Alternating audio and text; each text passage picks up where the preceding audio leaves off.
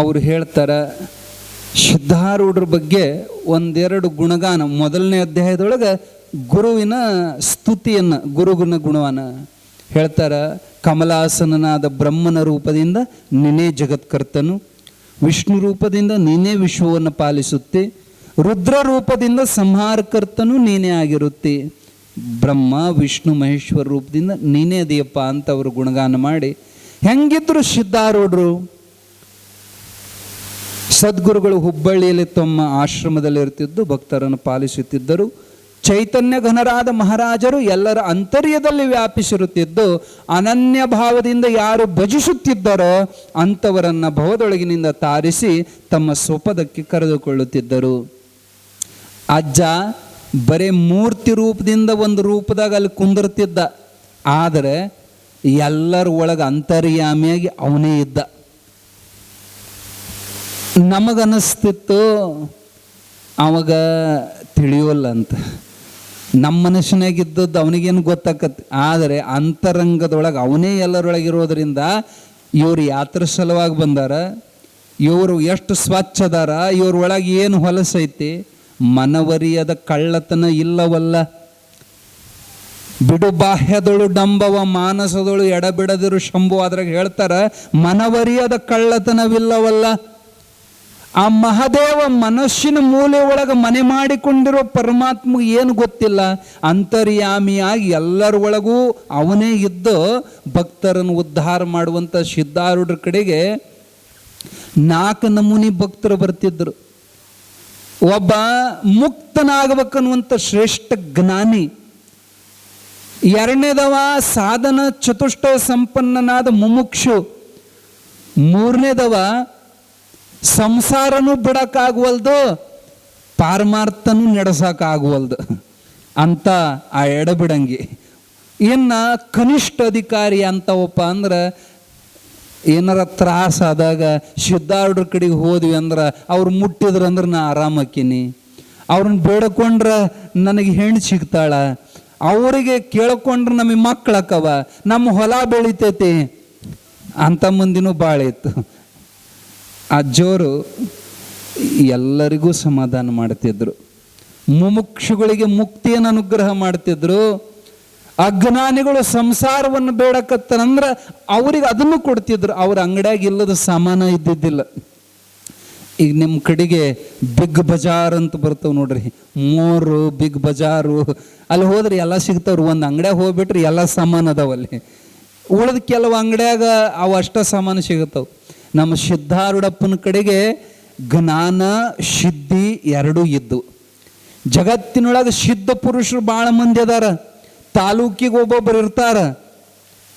ನೀವು ಏನಂತೀರ ಅದನ್ನು ಬೇಡಿದವ್ರಿಗೆ ಬೇಡಿದು ಕೊಡುವಂಥ, ಸಿದ್ಧಾಟಿಕೆ ಮಾಡುವಂಥ, ವಶೀಕರಣ ಮಾಡಿಕೊಂಡಿರುವಂಥ, ಮಾಟ ಮಂತ್ರ ಮಾಡುವಂಥ, ತಾಯ್ತಾ ಕಟ್ಟುವಂಥ, ನಿಮ್ಗೆ ಏನಾರ ಮಕ್ಕಳಾಗ್ಲಿದ್ರೆ ಮಕ್ಕಳು ಕೊಡುವಂಥ, ನಿಮಗೆ ಅಧ್ಯಕ್ಷನ ಮಾಡ್ಬೇಕಂದ್ರೆ ಅಧ್ಯಕ್ಷನ ಮಾಡುವಂಗ, ನಿಮಗೆ ಆಶೀರ್ವಾದ ಮಾಡಿಬಿಟ್ರಂದ್ರೆ ಇದ್ದ ರೋಗ ಬಿಟ್ಟು ಹೋಗುವಂಗ, ನಿಂಬೆಹಣ್ಣು ಮಂತ್ರಿಸಿ ಕೊಟ್ರಂದ್ರೆ ನಿಮ್ಮ ಶತ್ರುಗಳು ಹಾಳಾಗಿ ಹೋಗುವಂಗ, ಹಿಂಗೆಲ್ಲ ಮಾಡೋ ಸ್ವಾಮಿಗಳು ಭಾಳ ಮಂದಿ ಅದಾರ, ಸಿದ್ಧಿ ಮಾಡಿಕೊಂಡವರು. ಆದರೆ ಜ್ಞಾನವನ್ನು ಉಣಬಡಿಸೋ ಸಾಧುಗಳು ಸಿಗೋದು ಭಾಳ ಅಪರೂಪ. ಸಿದ್ಧಾರೂಢಪ್ಪನ ಹತ್ರ ಜ್ಞಾನನೂ ಇತ್ತು, ಸಿದ್ಧಿನೂ ಇತ್ತು. ಅದಕ್ಕೆ ಜ್ಞಾನ ಸಿದ್ಧಂ ತಪಸ್ಸಿದ್ಧಂ ಸರ್ವಸಿದ್ಧಂ ಶಿವಪ್ರದಂ ಸ್ವಯಂ ಸಿದ್ಧಂ ಅಹಂ ಒಂದೇ ಸಿದ್ಧಾರೂಢಯತೀಶ್ವರಂ ಅಂತ ಅವ್ರು ಗುಣಗಾನ ಮಾಡ್ತಾರೆ. ಜ್ಞಾನ ಸಿದ್ಧಿ ತಪಸ್ಸಿದ್ಧಿ ಎಲ್ಲವೂ ಕೂಡಿದಂಥ ಪರಿಪೂರ್ಣ ಅವತಾರ ಜಗದ್ಗುರು ಸಿದ್ಧಾರೂಢಪ್ಪಂದಿತ್ತು. ಭಕ್ತ ಕಾಮ ಕಲ್ಪದ್ರುಮರೆನಿಸಿಕೊಳ್ಳುವಂಥವರಾಗಿಯೂ ಹೇಳ್ತಾರೆ ಇಲ್ಲಿ ಮುಂದಿನ ನುಡಿ. ಏನು ಭಕ್ತರ ಮನಸ್ಸಿನ್ಯಾಗ ಕಾಮನೆ ಮಾಡ್ತಾರೆ, ಇಂಥದ್ದು ಬೇಕಂತ ಅನ್ಕೊಂತಾರ, ಅದು ಆಗಿಂದಾಗೆ ಸಿದ್ಧಾರೂಢಪ್ಪ ಕೊಟ್ಟು ಬಿಡ್ತಿದ್ದ. ಅವ್ರು ಹೇಳೋದಕ್ಕಿಂತ ಮೊದಲ ಇದೇ ಹಾವೇರಿ ಬಸವನ ಕತೆ ಆಗಲೇ ಹೇಳಿದ್ವಲ್ಲ, ಅಜ್ಜಿ ಅಲ್ಲಿ ಹಿಂದಿನ ಕಾಲದ ಮಂದಿ ಶೀ ಮ್ಯಾಲ ಭಾಳ ಜೀವ್ರಿ, ಇತ್ತಿತ್ಲಾಗಿನ ಮಂದಿ ಹುಗ್ಗಿ ಹೋಳಿಗೆ ಉಣುವಲ್ವು. ಅವಾಗ ಭಾಳ ಶೀ ಅಂದ್ರೆ ಬಡ್ಡ ಜೀವ. ಹಿಂದಿನ ಮಂದಿ ನೋಡ್ಬೇಕಾರೆ ಗಂಗಾಳ ತುಂಬ ಹುಗ್ಗಿ ಹಾಕೊಂಡು ಹೊಡಿತಿದ್ರು. ಮಾವಿನ ಹಣ್ಣಿನ ಸೀಸನ್ ಬಂತಂದ್ರೆ ಮಠದಾಗ 2 ತಿಂಗಳು ದಿನ ಹೋಳಿಗೆ ಶಿಕ್ರಣಿ.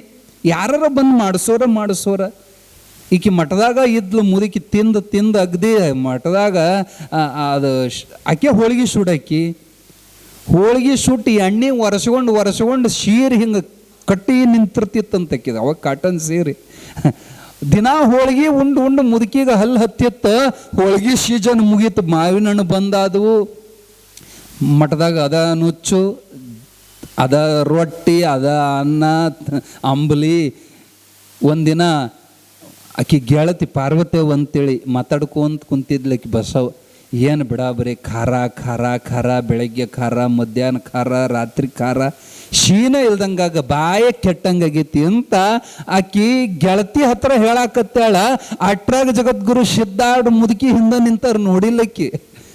ಆಕಿ ಹೇಳಾಕತ್ತಾಳ ಕುಸುಕ್ಕನ ನಕ್ರ ಏನ ಬಸವ ಶೀ ಉಣ್ಣಂಗಾಗೈತಿ ಅಂದ್ರೆ ಸಿದ್ಧಾರೂಢರು ಯಪ್ಪ ನಿನ್ನ ಕಿವಿ ಅಟ್ರ ಚೂಪ್ ಇರ್ಬೇಕು ಹೆಂಗ ನಾನು ಹೇಳಿದ್ ನಿನ್ನ ಕಿವಿ ಕೇಳಿರ್ಬೇಕಂದ್ಲು. ಆಯ್ತು ಶಿ ಉಣ್ಣುವಂತ್ರಿ ಇವತ್ತ ಒಲೆ ಹಚ್ಚಕ್ಕೆ ಹೋಗಬೇಡ್ರಿ ಅಂದ್ರು. ಬೆಳಗಿನ ಜಾವ 9 ಗಂಟೆಗೆ ಇದನ್ನು ಹೇಳ್ಯಾರ ಒಲೆ ಹಚ್ಚಬೇಡ್ರಂತ. 10 ಆತು 11 ಆತು ಒಲೆ ಹಚ್ಚಂಗಿಲ್ಲ ಅಜ್ಜಿ ಹೇಳ್ಯಾನಂದ್ರೆ ಮುಗೀತು. ಹಸ್ದು ಹೊಟ್ಟಿ ಹುಳ ಆಡಾಕತ್ತು. ಈಕೆ ಪಾರ್ವತಿ ಸುಮ್ಮನಿರ್ಬೇಕು ಹುಚ್ಚಿ ಅದನ್ನೆಲ್ಲ ಅಂದೇನೇನ ಇತ್ಲಾಗ ಶೀನು ಇಲ್ಲ ಖಾರೂ ಇಲ್ಲ ಹೊಟ್ಯಾಗರ ಸಂಕಟ ಆಗಕತ್ತೈತಿ.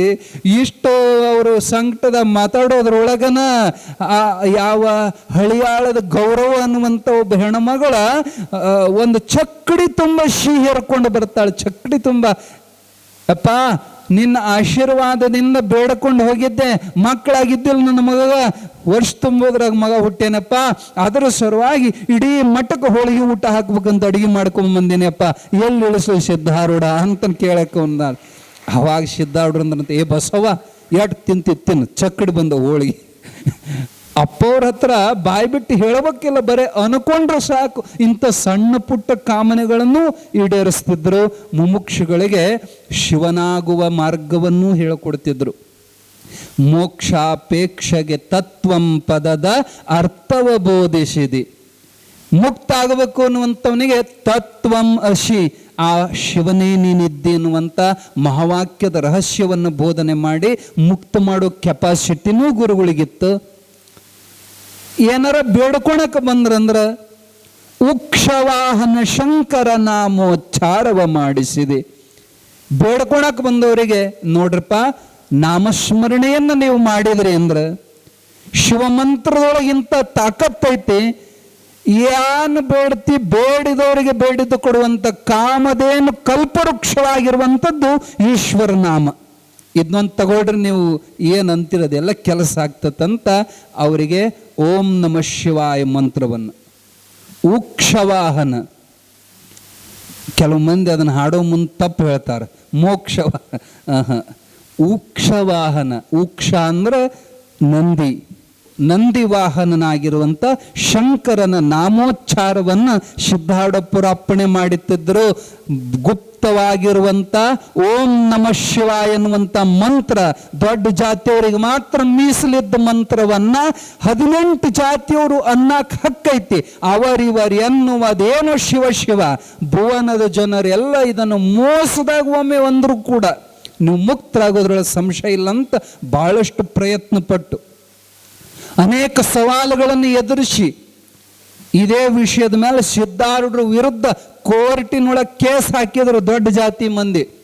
18 ಜಾತಿಯವ್ರನ್ನೆಲ್ಲ ಕೂಡಿಸಿ ಓಂ ನಮಃ ಶಿವ ಅನ್ನಿಸ್ತಾನ ಮಂತ್ರದ ಪವಿತ್ರತೆ ಹಾಳು ಮಾಡ್ತಾನಂತ ಸಿದ್ಧಾರೂಢರ ಮೇಲೆ ಆವಾಗಿನ ಕಾಲ ಬ್ರಿಟಿಷ್ ಕೋರ್ಟ್ದೊಳಗೆ ಕೇಸ್ ಹಾಕಿದ್ರು.